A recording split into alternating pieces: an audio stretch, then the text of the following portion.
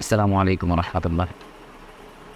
মুসলমান হিসেবে আমাদের কাছে সবচেয়ে প্রিয় ভাষা হওয়ার কথা ছিল আরবি, কিন্তু একটা দুঃখের বিষয় হচ্ছে যারা সাধারণ মানুষ তারা তো আরবির প্রতি মোটেই আগ্রহী না। কারো কারো ধারণা হলো যে শুধুমাত্র কোরআন শরীফ পড়তে পারলেই হলো কোনো রকম। তাদের কথা না হয় বাদ দিলাম, কিন্তু আমরা যারা মাদ্রাসা ব্যাকগ্রাউন্ড নিয়ে পড়াশোনা করি তাদের মধ্যেও দিনে দিনে আরবির প্রতি আগ্রহটা হারিয়ে যাচ্ছে। এমনকি একটা ভয় তৈরি হচ্ছে। কিছু কিছু স্টুডেন্ট তো পরীক্ষায় পাশ করার জন্য যতটুকু আরবি দরকার তাও শিখতে পারতেছে না, আরবির ভয়ে মাদ্রাসা ছেড়ে দিচ্ছে। আমি মোটেও বানিয়ে বলতেছি না, অনেক স্টুডেন্ট আছে যে কোনো রকম দাখিল পাশ করতে পারলেই হলো আমি কলেজে চলে যাব, কোনো রকম আলিম পাশ করতে পারলেই হলে আমি ইউনিভার্সিটিতে চলে যাব, মাদ্রাসা নিয়ে আর পড়াশোনা করবো না, আরবি অনেক কঠিন। আমি ফাইন্ড আউট করার চেষ্টা করলাম যে আসল প্রবলেমটা কোথায়। একটা উত্তরই আমার মাথায় বারবার আসতেছে, সেটা হলো যে আরবি শেখানোর পদ্ধতিটা এখনও সনাতন রয়ে গেছে।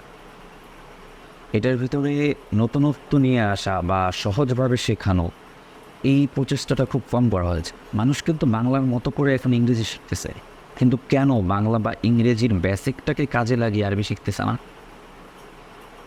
আপনি মনে করতে পারেন এটাও কি পসিবল বাংলা বা ইংরেজির মতো করে আরবি শেখা? আমি বলবো কেন নয়, এটাই তো নতুনত্ব। আমাদের মাদ্রাসার ইউটিউব চ্যানেল এবং ফেসবুক পেজের এবারের উদ্যোগ হলো একটা বেসিক অ্যারাবিক ল্যাঙ্গুয়েজ কোর্স উপহার দেওয়া, একদম ফ্রিতে।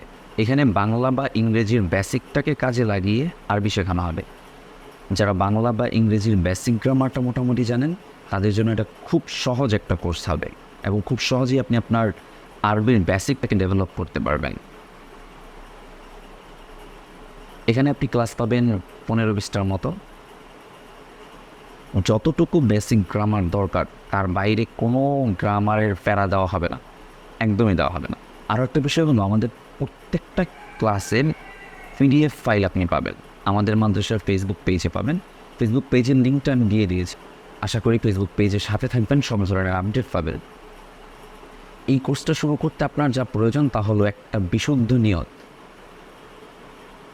যে আমি আরবি শিখবই এবং মাঝামাঝি এসে আর গিভ আপ করবো না। আপনি অনেকবার হয়তো শিখতে গিয়েছেন, একটা সময় কঠিন মনে হয়েছে ছেড়ে দিয়েছেন, আবার শিখতে গিয়েছেন কঠিন মনে হয়েছে ছেড়ে দিয়েছেন, কিন্তু না, আমি এবার একটা শিখবই আর মাঝে মাঝে এসে আমি গিভ আপ করবো না, এরকম একটা নিয়ম দরকার। আর হচ্ছে নিজের মধ্যে একটা প্র্যাকটিস করার মানসিকতা থাকতে হবে যে না, আমি নিজে নিজে প্র্যাকটিস করব, আমি যতটা শিখবো সেটাকে কাজে লাগিয়ে আমি নিজে চর্চা করব। আসলে প্র্যাকটিস ছাড়া কিন্তু কোনো ভাষাই সম্পূর্ণ দক্ষতা অর্জন করা সম্ভব না। আমরা পরবর্তী ভিডিও থেকে কিন্তু মূল ক্লাস শুরু করব, আশা করি সবাই সাথে থাকবেন। ধন্যবাদ।